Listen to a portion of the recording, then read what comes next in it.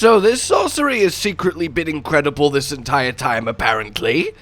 Hello, my fellow tarnished of magical might. If I might ask you, how you doing? I'm glad to hear it, or I'm sorry to hear that. But may I make your day better / cheer you up, depending on, again, what you said, by showing you the secrets of Stone Digger's sorcery, specifically Rock Blast. A very interesting sorcery, one I found on the first day of playing Elden Ring and kind of dismissed. It got a little bit better in the patch, but it's always done a lot of damage, but it's never really clicked in my brain until now. Hang on a minute. You can pretty much apply all of the same principles to this that make Comet Azur so ridiculous. And I don't need to, well, re-exaggerate or re-go over how ridiculous Comet Azur is. We all know the laser one-shot combo, and it's fantastic. But imagine that laser one-shot combo, but you can move while doing it and adjust your aim while doing it, albeit at the cost of melee range. Seriously though, Stone Digger, the time it takes to kill our test giant is 0.5 seconds.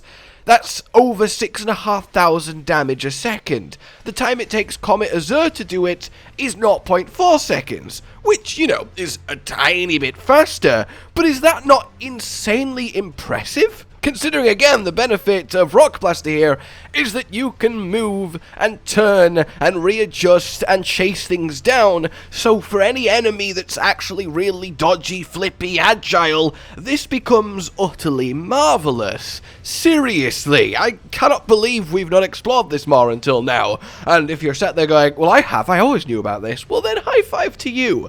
So, you might be there then thinking, okay, but look, the advantage of Comet Azur is its range. The boss has to get to you before they're able to hit you out of it. You know, that's a big deal.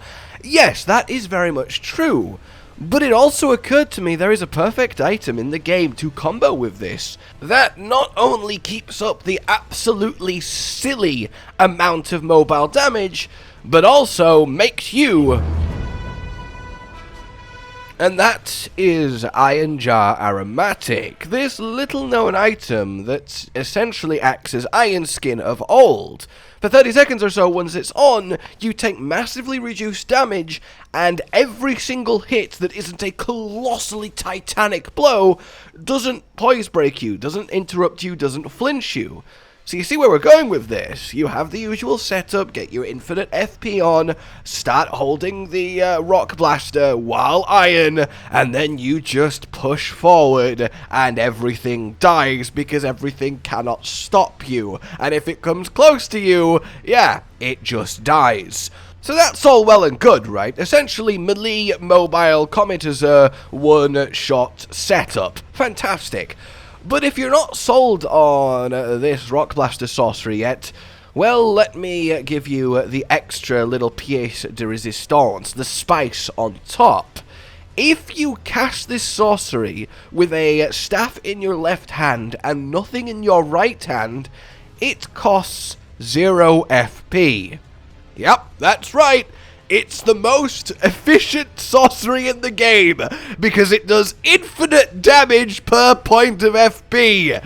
I love that. I love it so much. I imagine it's not quite intended, but it does mean you can use blasts of this monstrously powerful spell endlessly as you're clearing a level, or indeed against a boss, because doing it quickly, a little tap, stab, down, explosion, and the explosion part is solid, right? It goes through shields, it's huge around you, does a lot of damage, it's got good range, so the fact that you can just keep spamming it, and getting the extra damage as you press the glintstone staff against the enemy before the explosion, and you never ever have to use a cerulean flask. It's a little bit silly and, well, sillily powerful and immensely helpful too. Actually, just having an infinite sorcery is, of course, filled with utility. So how about that for a little bit of a, well, I wouldn't say discovery. I mean, this has existed for a while now, but a full potential brought out of an otherwise kind of underwhelming sorcery. It's kind of silly both how much damage it does and that it happens to be afflicted with, well, for whatever reason, the blessing of 0 FP cost in the right situation.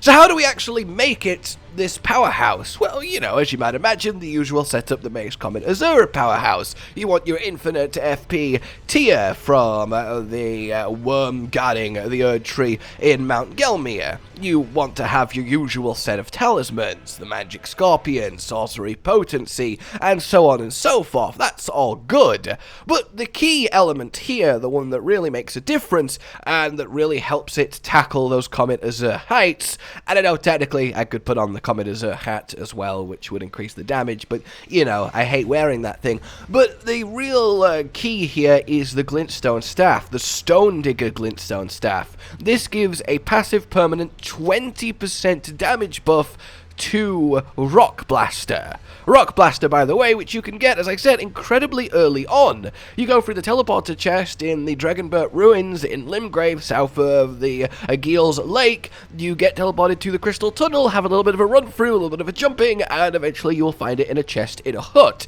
It really is that simple. But the actual staff in question then drops from the glintstone miners that you see in these various tunnels. This is the one that I found easiest and best to farm for it. It dropped from the very first one that I killed, so that was convenient. Obviously get your silver scarab and all of your item discovery bonuses on the silver pickled foot too if you need to, though it's not that rare of a drop. So we have the Stone Digger Glintstone Staff in one hand for the boost, we cast it with Lusats in the other, we have infinite FP, we have all of our talisman boosts, hell, we even put Terra Magica down for an extra 35% damage, and because we're Ironjar Aromatic, we can't really get knocked out of it, the boss just keeps pressing itself uselessly against you as it literally gets a hole drilled through it, and then job's a good'un. We just walk round, mowing it down, being all lovely. And yeah, you can still use it fine even without the Ironjar Aromatic, which you can get, by the way, from a side tomb in Alter. So you essentially have to run to the end of it, or at least the seeming end of it, take a teleporter chest, you'll end up in a kind of jail cell with bodies and jars, and the recipe for it is on one of the bodies. The actual, well, perfume bottles to then make it and put it in are located all around the place, but you'll get your first at the Perfumer Ruins, which is at the start of Alter, so that's fairly simple enough. Farm the materials for it, and then have the supply. In PvP, as you might imagine, it's not the best, because the enemies just don't walk into you, unless you surprise them in a tight confined space, but, you know, Comet Azur is also awful in PvP, so it's not really like that's much of a surprise. But yeah, I just kinda wanted to put this across that perhaps Rock Blaster is a lot better than we give it credit for because of a fair few reasons in a fair few ways if you properly set up for it, and I have been having a lot of fun utterly decimating everything in my path using my staff as just this glowing laser power drill. It feels good. Let me know what you guys think then, if you'll be giving it a go yourself. For now though, like you've enjoyed this, subscribe for more, hit the bell to not miss future Elden Ring builds, tips, tricks, discoveries, funny bits, all of that good stuff. And until next time, consider supporting the future of this channel on Patreon down below. It keeps us going and it does mean the world. A goodbye. Josh, Cotton, and Hollow with the videos, dropping the humor like a hammer on your tippy toes, bringing entertainment on a daily arrangement to take our insanity and turn it into entertainment. Yes, I said entertainment twice, to reiterate that it is nice to look into your faces on a mostly daily basis when you let us in your homes to make the whole world a stage. Goodbye.